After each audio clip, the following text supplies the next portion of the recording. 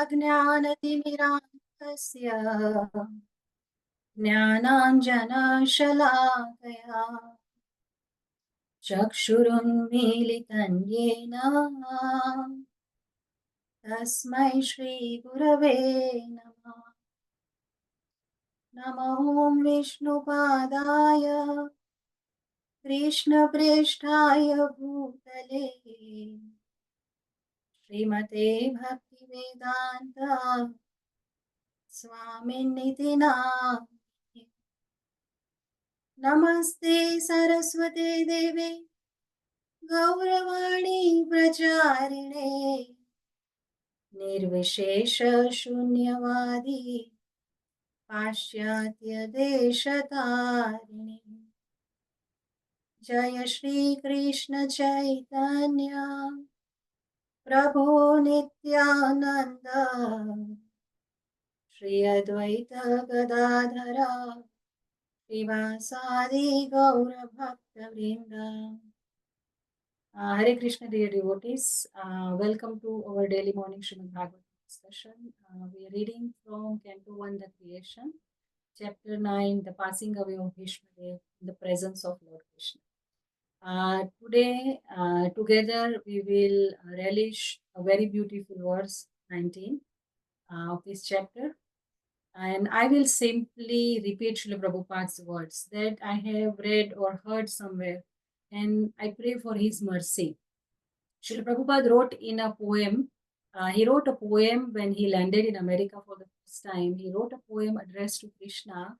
It said, Akhila Jagat Guru Vachana Se Amar, Alankrita Kori Bar, Kamata Tomar. O Krishna, O Jagat Guru, O spiritual master of the whole world, I can simply repeat your message. My tongue, which is so incapable, how can it describe Kamata Tomar, your capabilities?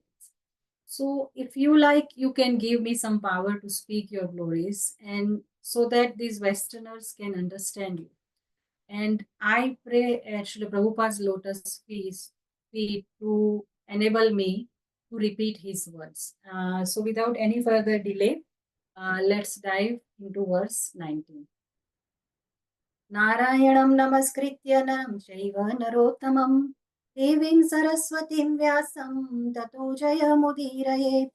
नष्टप्रायेषु अभद्रेषु नित्यं भागवत सेवया भगवति उत्तमश्लोके भक्तिर्भवति नैष्टिकी। ॐ नमो भगवते वासुदेवाय। ॐ नमो भगवते वासुदेवाय। ॐ नमो भगवते वासुदेवाय। Verse 19. अस्यानुभावं भगवान् वेदगुह्यतमं शिवः देवर्षिर्नारदः साक्षात् भगवान् कपिलो नृप. What word? Asya, of him. Anubhavam, glories. Bhagavan, the most powerful. Veda, knows. Guhyatamam, very confidentially. Shivaha, Lord Shiva. Devarishihi, the great sage among the demigods. Naradaha, Nārada. Sakshat, directly. Bhagavan, the personality of God. Kapilaha, Kapila. Nripa, O king. Translation by His Divine Grace A.C. Bhaktivedanta Swami Srila Prabhupada ki jai. O king, Lord Shiva, Nārada, the sage amongst the demigods, and Kapila, the incarnation of Godhead, all know very confidentially about his glories through direct contact. Would anyone like to read the purport, please?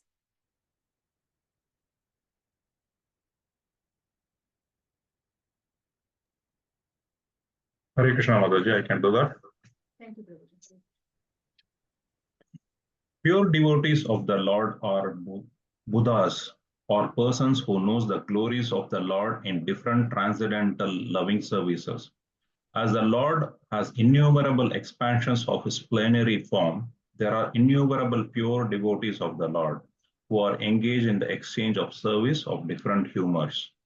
Ordinarily, there are 12 great devotees of the Lord, namely Brahmā, Nārada, Śiva, Kumāra, Kapila, Manu, Prahlāda, Bhīṣma, Janaka, Śukadeva Gosvāmī, Bali Mahārāja and Yamaraj.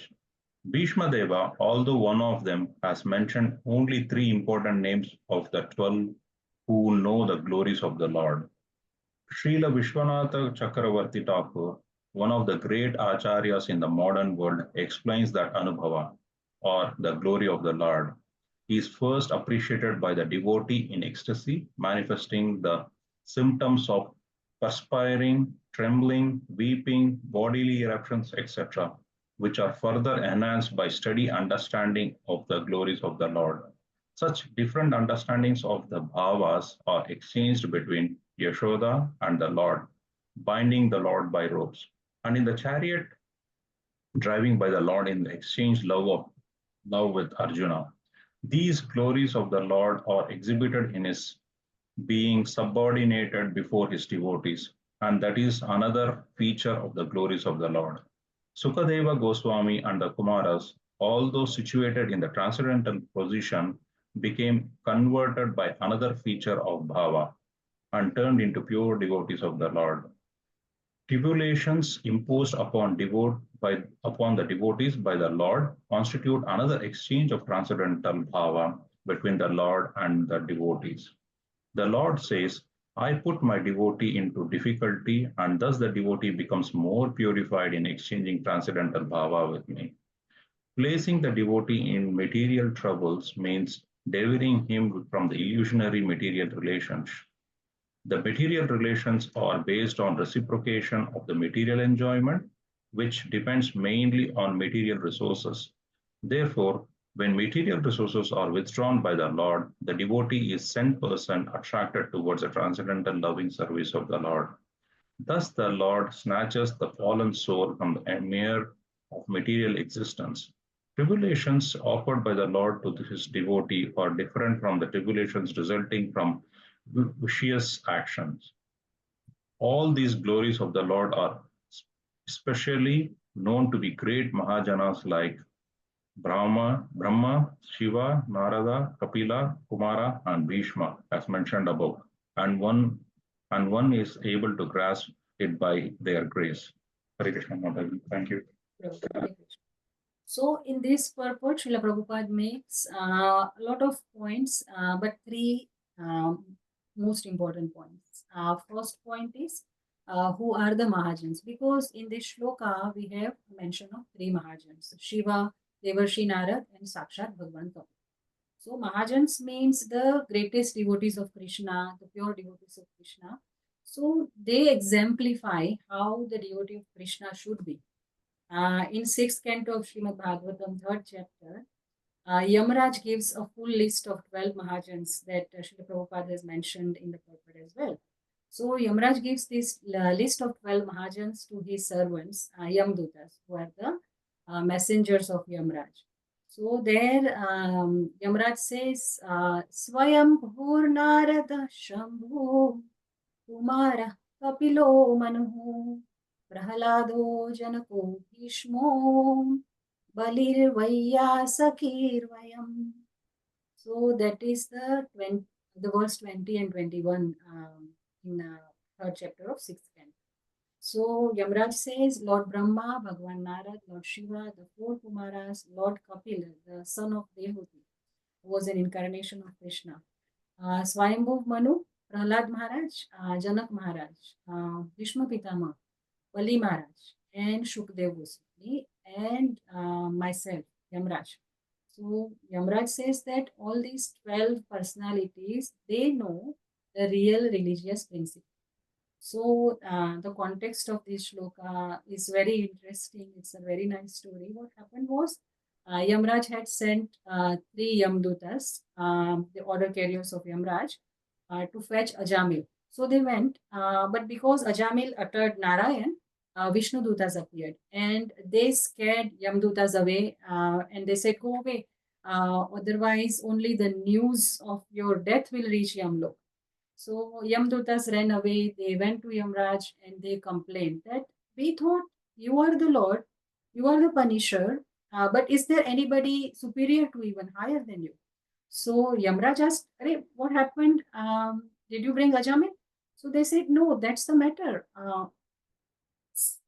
Four amazingly beautiful looking devatas appeared out of nowhere and they freed Ajamil.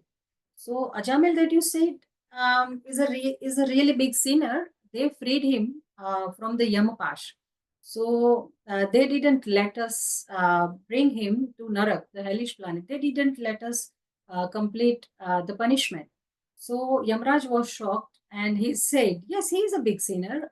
Who came? Who freed them? So then Yamdutas described how beautiful those four personalities were who came to save Ajamil. So then Yamdutas said, we are your servants. You are the master, and we thought you are the master of the whole universe. But is there anyone superior to you? Are you also somebody's servants? So then Yamaraj says, oh my dear servants, you have accepted me as supreme, but actually I'm not. Actually, it is my mistake that here in Naraklok, I haven't broadcasted the glories of the Supreme Bhagwan. Those four personalities were Vishnu Dutas, and above me, above all other demigods, Indra, Chandra, Varuna, Surya. There is beautiful descriptions from verse 12 to verse 21 in third chapter of 6th canto. If anyone is interested, they can read.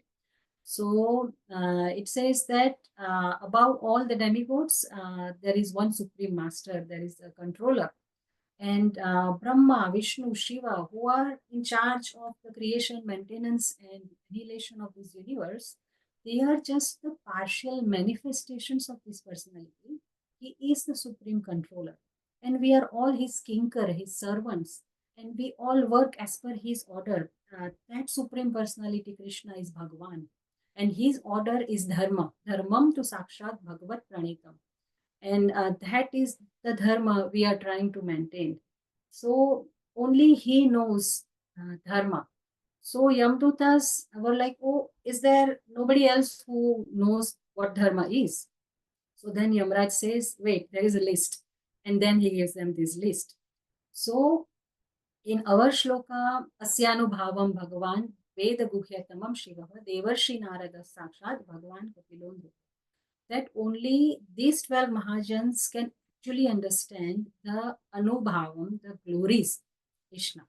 They are the authorities of Dharma, the religious principles. So, and it is said that a bona fide sampradaya should start from one of these 12 Mahajanas, or the Lord himself, or the consorts of the Lord. So, if you see one of the four major Vaishnava Sampradayas, Brahma Sampradaya started from Lord Brahma, who is a Mahajan. Rudra Sampradaya started from Lord Shiva, who is a Mahajan. And Kumāra Sampradaya started from four Kumāras, who is also a Mahajan. So now the question is, if Bhīṣmadeva is an authority on Dharma, why did he take the side of Adharma in Kurukshetra? Why Bhīṣmadeva fought against Krishna? So that is revealed in the end of this purport. And another point Srila Prabhupada makes in this purport is how the Mahajanas can understand Anubhav, the glories of Krishna. So Srila Prabhupada explains that the pure devotees of Krishna, they share a loving relationship with him through various bhava, like Shanta, Dasya, Sakhya, Vatsalya, Madhurya.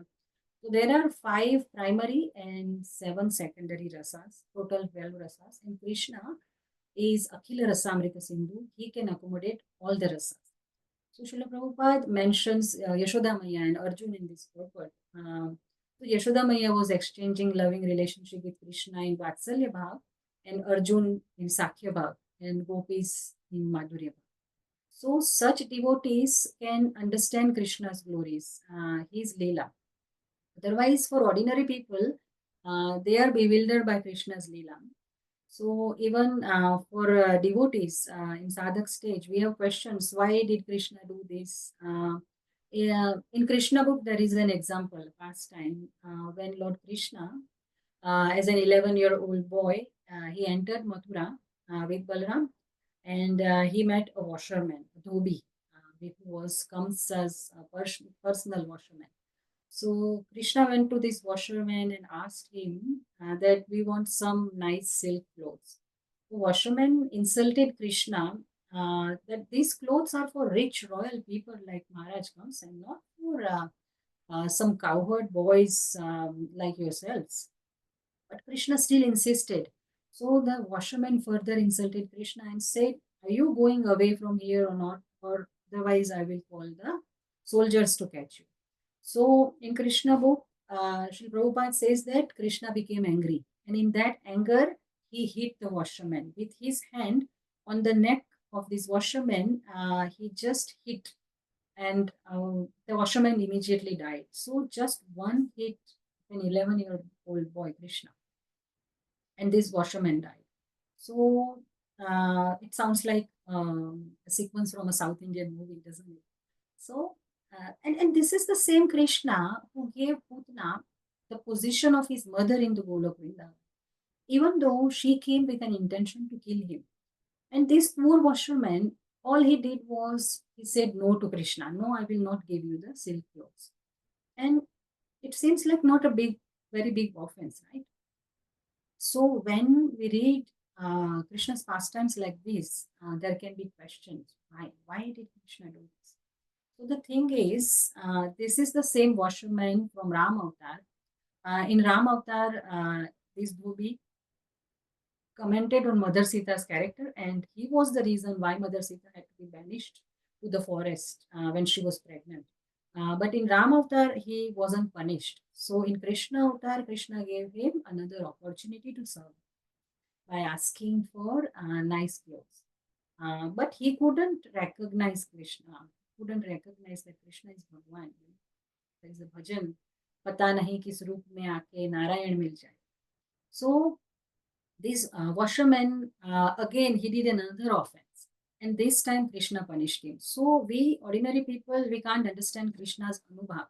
We get bewildered. But until acharyas like Srila Prabhupada revealed to us, we don't know. So such is Krishna is inconceivable. Even to Arjun. At the end of Mahabharat war, when Arjun and Krishna returned to Hastinapur, when the chariot stopped, Krishna asked Arjun to get down from the chariot first. And Arjun said, no, the Sarthi gets down first. That's the etiquette. So Krishna said, do as I say. And then Arjun got down, Krishna jumped out of the chariot, and the whole chariot burst into fire.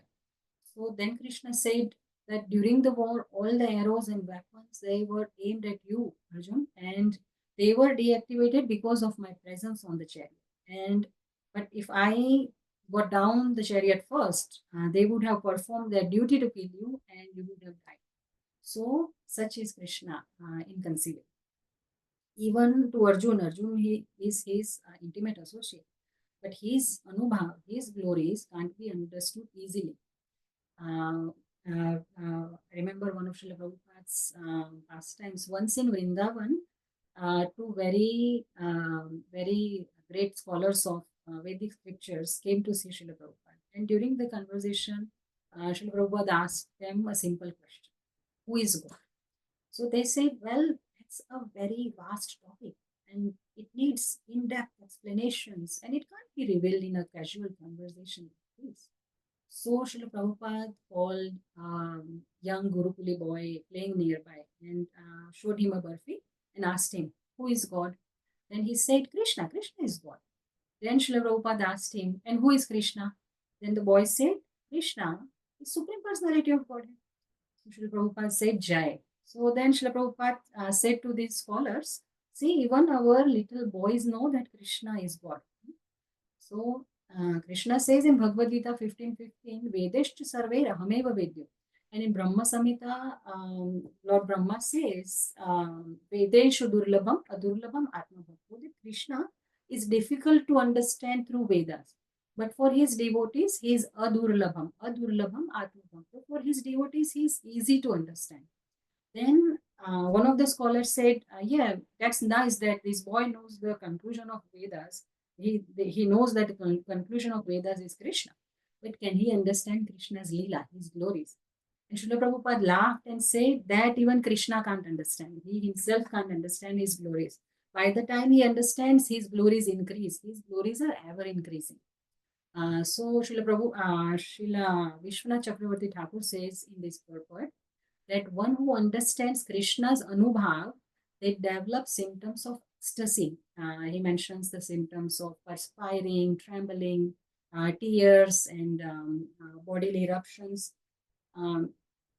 In Sikshastakam verse 6, Chaitanya Mahaprabhu says, "Oh my Lord, when will my eyes be decorated with the tears of love, flowing constantly when I chant your holy name? When will my voice choke up? And when will I have goosebumps when I say your name? When will the hairs on my body stand on their end?" So acharyas say that in that kind of ecstasy, a devotee can get steady understanding of anubhav, the glories of it. In the purport, there is a mention that Śukadeva Gosvāmī and the Kumārs, although situated in the transcendental position, became converted by another feature of bhav and turned into pure devotees of the Lord. So, in 7th chapter of our first canto, we saw that Śukadeva Gosvāmī, when he came out of his mother's womb after 16 years, he ran to the forest. He was a great impersonalist, but his father Vedvyasji, who had compiled Srīmad Bhāgavatam, he sent some of his disciples to go to the forest and recite some Bhāgavatam shlokas. So one such day, when Śukadeva Gosvāmī heard the glories of Krishna, how he looks from the disciples of Vyasadeva, they recited a shloka from 10th canto.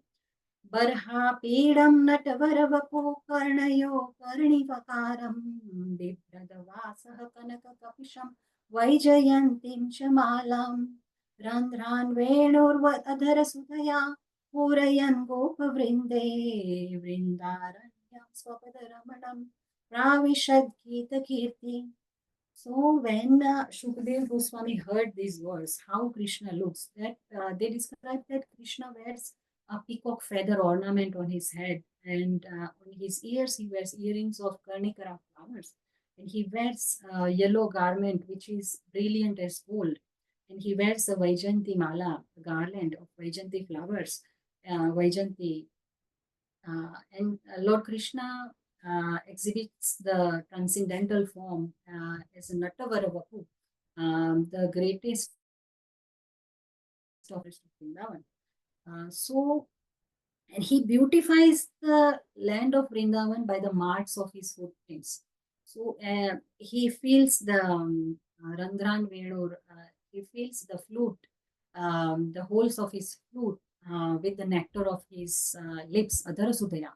And the cowherd boys sing his glory. So finally, when Śukadeva Gosvāmī heard these words describing Krishna's form, Śukadeva Gosvāmī became attracted to Krishna's features and he came back to hear Srīmad Bhāgavatam. So in our purport, Srila Prabhupada mentions how this conversation happened, how great impersonalist Śukadeva Gosvāmī was converted to a personalist by a feature of Bhava.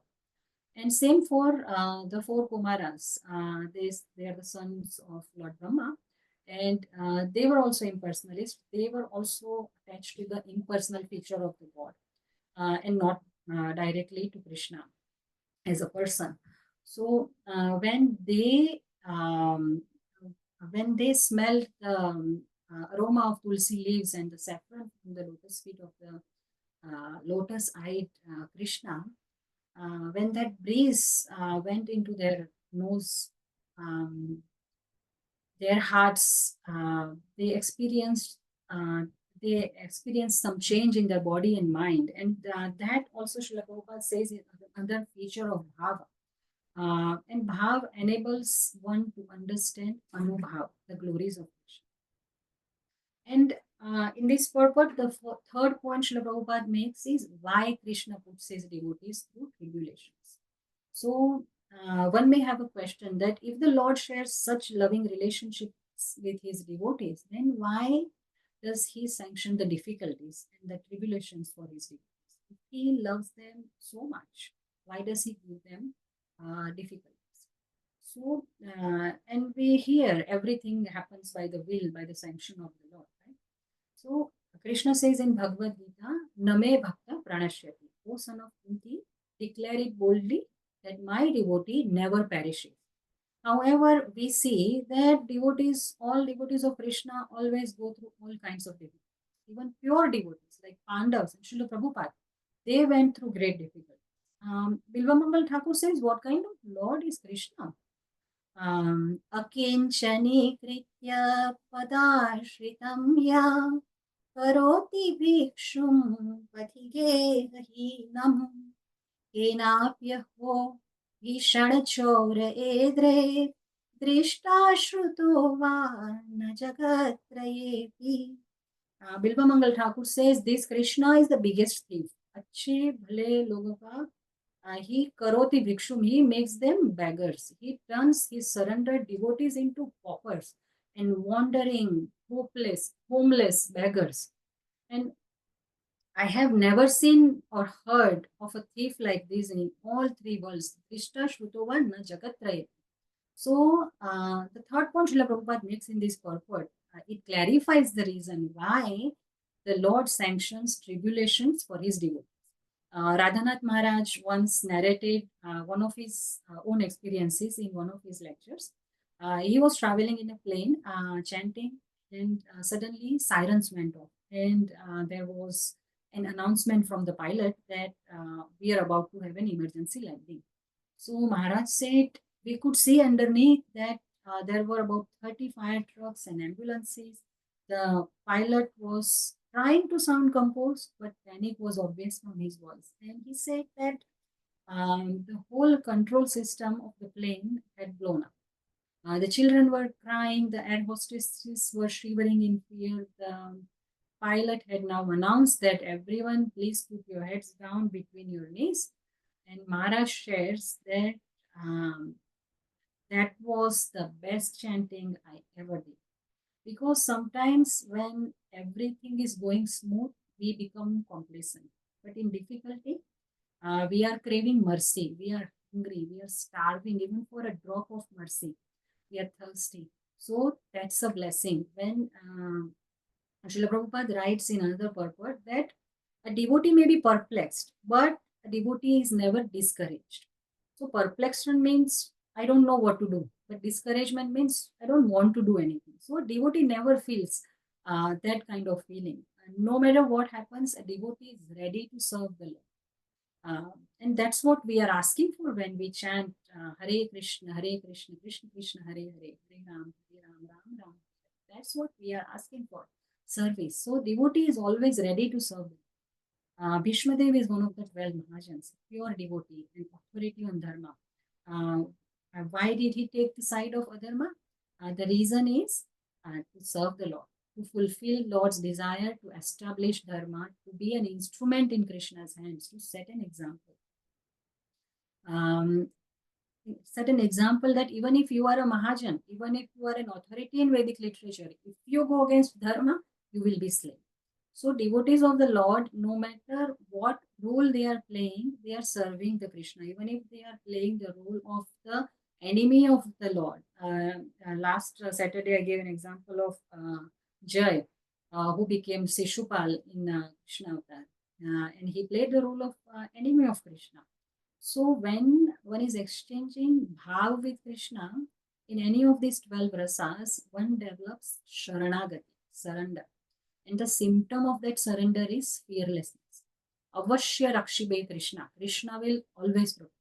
So even though the devotee is going through tribulations, they are not affected by it. They see Krishna's hands in it. So you might have seen a photo in Srila Prabhupada's books somewhere. You might have seen a photo. I will share it in the WhatsApp group later.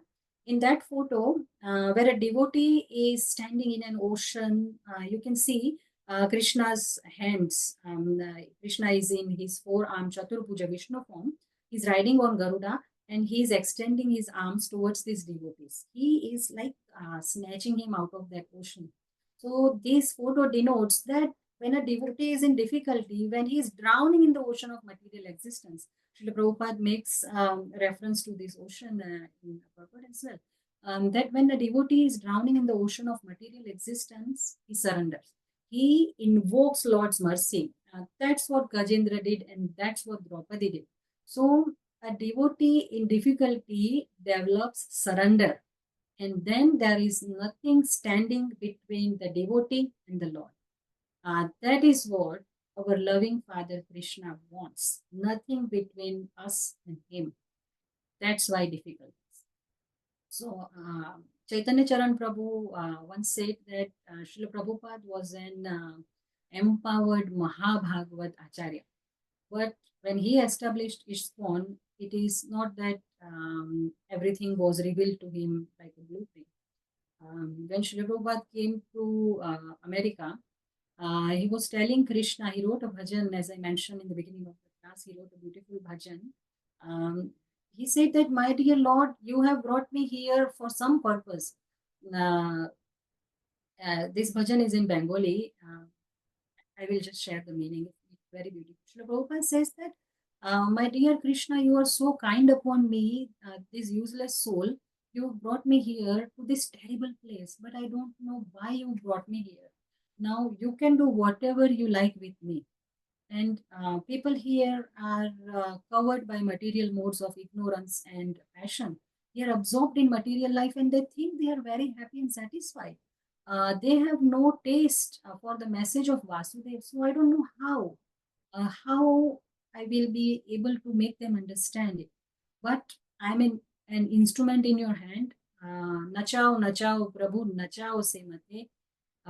Kasthera putali yatha, nachao se mate.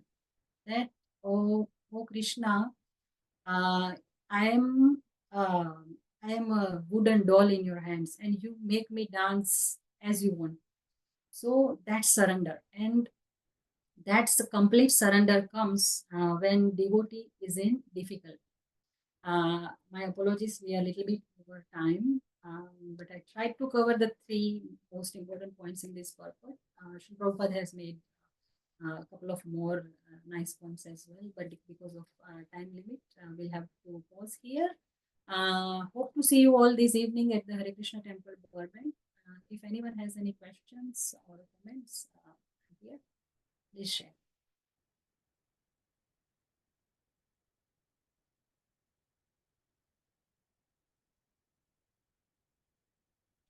Hare Krishna Mataji, thank you for beautiful class. All glories to Srila Prabhupada. Hare Krishna. Thank you so much. Hare Krishna Mataji. Thank you, Mataji. Thank you, Mataji. Hare Krishna. Hare Krishna. Thank you, Mataji. Hare Krishna.